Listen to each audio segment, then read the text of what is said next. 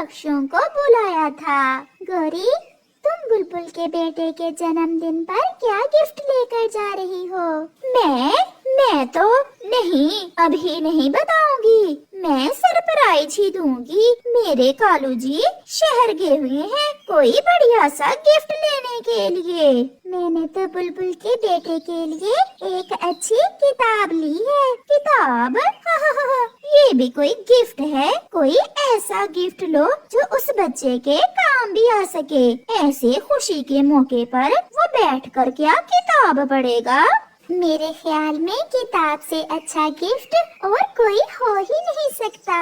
अच्छा, अब मैं जाती हूँ। मेरे कालू जी भी शहर से गिफ्ट लेकर पहुँच गए होंगे। गौरी, कहाँ गई थी तुम? मैं चिड़िया के पास गई थी कालू जी। आज बुलबुल के बेटे का जन्मदिन है। सबको बुलाया है बुलबुल ने और सभी पक्षी तरह तरह के गिफ्ट लेकर जाएंगे और हमारे पास लेकर जाने के लिए कुछ भी नहीं है।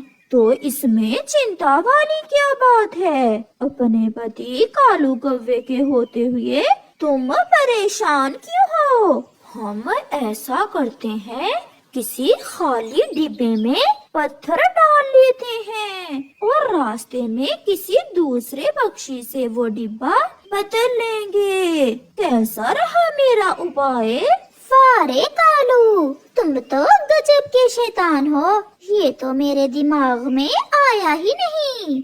फिर कालू कौवा एक बड़े डिब्बे में कुछ पत्थर डाल लेता है। दोपहर के बाद सभी पक्षी एक पेड़ पर इकट्ठे हो जाते हैं। जाने का समय हो गया है और अभी तक वो कौवा और कौवी नहीं आए। वो आने ही वाले होंगे। गौरी ने तो बुलबुल के बेटे को देने के लिए कोई महंगा गिफ्ट खरीद रखा है। चिड़िया, क्या सच में गौरी भी बुलबुल के बेटे को गिफ्ट देगी? हाँ, क्या देगी ये नहीं जानती मैंने पूछा तो था मगर बताया नहीं उसने। फिर गौरी और कालू भी वहाँ आ जाते हैं। सॉरी दोस्तों, हम थोड़ा लेट हो गए। वो ऐसा है ना, मैं गिफ्ट को पैक करवाने चला गया था। कौवे, तुम्हारा गिफ्ट भी मेरे गिफ्ट की तरह का ही है। लगता है तुमने भी हवाई जहाज लिया है बुलबुल के बेटे के लिए। हम तो वहाँ जाकर ही बताएंगे हमने क्या लिया है।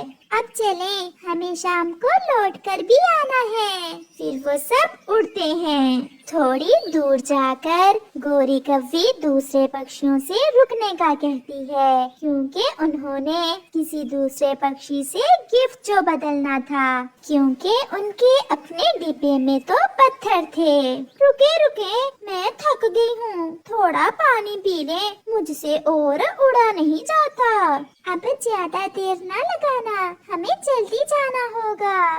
गौरी, मैं इनको बातों में है, तुमने भी हवाई जहाज लिया है बुलबुल के बेटे के लिए। हम तो वहाँ जाकर ही बताएंगे हमने क्या लिया है। अब चलें, हमें शाम को लौट कर भी आना है। फिर वो सब उड़ते हैं। थोड़ी दूर जाकर गौरी कौवी दूसरे पक्षियों से रुकने का कहती है क्योंकि उन्होंने किसी दूसरे पक्षी से गिफ्ट जो बदलना था, क्योंकि उनके अपने डिब्बे में तो पत्थर थे। रुके रुके, मैं थक गई हूँ, थोड़ा पानी पी ले, मुझसे और उड़ा नहीं जाता। अब ज्यादा देर ना लगाना, हमें जल्दी जाना होगा।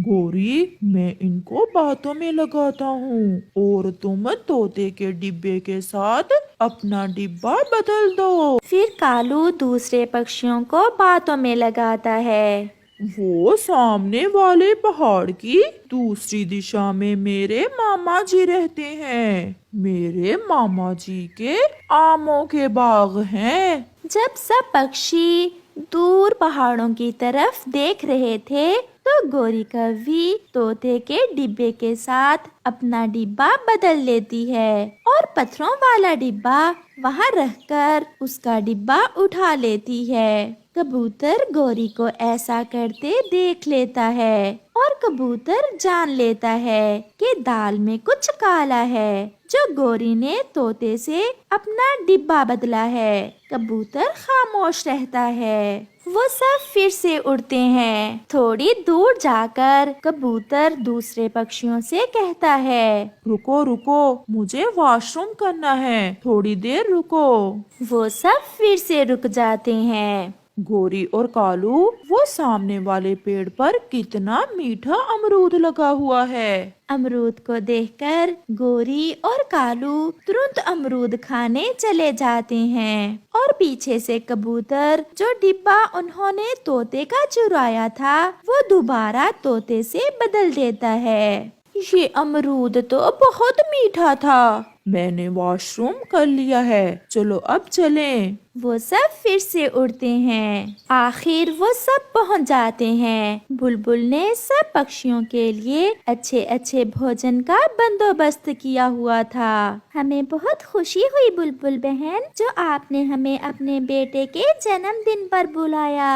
अब जल्दी जल्दी से अपने अपने गिफ्ट दे दो और देखते हैं सबसे सुंदर गिफ्ट किसका है। गोरी ऐसा कहती है। फिर सब पक्षी बुलबुल के बेटे को अपने अपने गिफ्ट देते हैं। चिड़िया के डिब्बे से किताब निकलती है। कबूतर तो चॉकलेट लाया था। अब मेरी बारी है। जब गोरी अपना डिब्बा खोलती है तो उसमें से पत्थर निकलते हैं, जिन्हें देखकर गोरी हैरान हो जाती है। गोरी, ये क्या तुमने डिब्बा बदला नहीं था? बदला था। गोरी ने तोते से अपना डिब्बा तो जरूर बदला था, मगर जब मुझे वॉशरूम आया था तो मैंने वो डिब्बा दोबारा तुम्हारे वाले डिब्बे से बदल दिया था। अच्छा, तो मुझे उल्लू बनाने के चक्कर में थे। अब हुई ना बेइज्जती सबके सामने, लाए भी तो पत्थर। फिर गोरी और कालू अपना सर शर्म से झुका लेते हैं और उन्हें सबके सामने शर्मिंदा होना पड़ता है। गोरी कव्वी पहाड़ों वाले जंगल में रहती थी।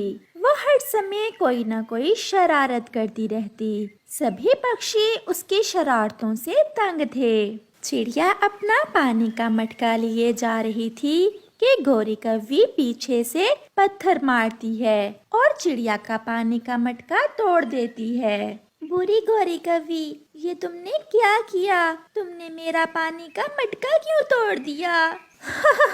मैंने सोचा कि तुम थक गई होगी, इसलिए मैंने तो तुम्हारा बोझ कम किया है। मेरे पास ये एक ही मटका था जिसमें मैं पानी लेकर जाती थी। अपने पति से कहना नया ला देगा। ऐसे कहते हुए गोरी कव्वी वहाँ से चली जाती है। रानो, आप तो पानी लेने गई थी नदी पर और खाली पंखी वापस लौट आई हो। क्या बताऊं, उस गोरी की बच्ची ने पत्थर मारकर मेरा मटका ही तोड़ दिया। गोरी तो ऐसे शरारतें करती है जैसे छोटी सी बच्ची हो। मैं कालू को बताऊंगा, वही समझाएगा उसे। ना, आप रहने देना, आपस में लड़ाई हो जाएगी उनकी। कुछ दिनों के बाद गोरी कव्वी उड़ते हुए जा रही थी कि उसकी नजर कबूतर और उसकी पत्नी लूसी कबूतरी पर जाती है, जो बैठे भोजन खा रहे थे। मेरे पास ये जो कड़वे पेड़ का फल है, अगर मैं ये फल कबूतर को खिला दूं तो अच्छी शरारत मिल जाएगी मुझे और उसका पेट खराब हो जाएगा। ऐसा सोचते हुए गोरी कव्वी कबूतर और कबूतरी के पास जाती है। ठंड के मौसम में कैसे सूखे दाने खा रहे हो? लो, ये फल खा लो, मेरा तो पेट भर गया है। आपको बैठे देखा तो सोचा अपने कबूतर भैया को ही दे देती हूँ मैं ये फल। नहीं, आप रहने दें, हम अपने सूखे दाने ही खा लेते हैं। कितने प्यार से लेकर आई है गोरी बहन। लाओ लाओ गोरी, मैं खा लेता हूँ ये फल। फिर कबूतर गोरी से वो फल लेकर खा लेता है। अब मजा आएगा जब कबूतर तुम सारी रात टॉयलेट में गुजारोगे। इस फल को खाने से पेट खराब हो जाता है। ये कड़वे पेड़ का फल है, क्या? तो फिर क्या तुमने मुझसे शरारत की है? तो और क्या, मुझे तुम्हारी चिंता हो रही थी। तो फिर क्या था, कबूतर अपनी पत्नी के साथ बहुत मुश्किल से उड़कर अपने घर तक पहुंचता है और घर आते ही उसका पेट खराब हो जाता है। वो टॉयलेट में जाता और फिर जैसे ही वापस आता, रास्ते में ही उसे फिर से जाना पड़ जाता। थोड़ी दूर बैठी गोरी कव्वी ये देख देख कर बहुत इंजॉय कर रही थी और कबूतर की तरफ उंगलियां कर कर के हंस रही थी। अब कैसा है पति जी? मेरे पेट में दर्द बढ़ गया है, अब तो मुझसे हिला भी नहीं जा रहा। आप जाएं और बुलबुल को लेकर आएं, मैं मर रहा हूँ। मैंने मना भी किया था, फिर भी आपने मेरी बात मानने की बजाय गोरी से वो कड़वे पेड़ का फल लेकर खा लिया। फिर लूसी कबूतरी बुलबुल के पास चली जाती है। क्या खाया है कबूतर ने? बुलबुल बहन, गोरी ने उसे धोखे से कड़वे पेड़ का फल खिलाया है। उसने शरारत की होगी, मगर कड़वे पेड़ का फल खाने से इतना पेट दर्द तो नहीं होता। चलो मैं जाकर देखती हूँ। फिर बुलबुल लूसी के साथ उसके घर जाती है। वो जब घर पहुँचती हैं, तो तब तक कबूतर तो जान से ही जा चुका था। कबूतर तो मर चुका था। बुलबुल बहन, जल्दी देखें, मेरे पति जी की आंखें ऐसे क्यों बंद हैं? डायरिया होने से पानी की बहुत कमी हो गई थी और आपका पति मर गया है। मैं अब कुछ नहीं कर सकती। बुलबुल वहाँ से चली जाती है। लूसी सारी रात बैठी रोती रहती है। जब सुबह होती है तो ये बात पूरे जंगल में फैल जाती है कि गोरी कव्वी ने कड़वा फल खिलाकर कबूतर को मार दिया है। चिड़िया बहन, मैं अपने बच्चे की कसम खाती हूँ, मैंने तो केवल मजाक किया था। मुझे क्या पता था कि कबूतर सच में मर जाएगा। आपको तो पता है, कबूतर मेरा भी बचपन का दोस्त था। गोरी, अब जो भी कर लो, गैस में लौट कर नहीं आने वाला। चलो जाकर लूसी का दुख थोड़ा बांट लेते हैं। फिर गोरी कव्वी चिड़िया के साथ लूसी के घर जाती है। डायन, यहाँ क्यों आई हो? मेरे पति को मार दिया तुमने, अब क्या मुझे मारने आई हो? क्या बिगाड़ा था मेरे पति जी ने तुम्हारा? हौसला करो लूसी, हौसला करो। मैंने मजाक, आप यहाँ से चली जाएं। मुझे विधवा कर दिया तुम्हारे मजाक ने। फिर गोरी रोती हुई वहाँ से चली जाती है। एक छोटे से मजाक ने एक जान ले ली थी। अब गोरी जितना भी रोए, जो भी करे, कबूतर लौटकर कहाँ आने वाला था और ना ही गया समय। प्यारे दोस्तों, किसी के साथ भी ऐसा मजाक ना करो जिस पर बाद में पछताना पड़े।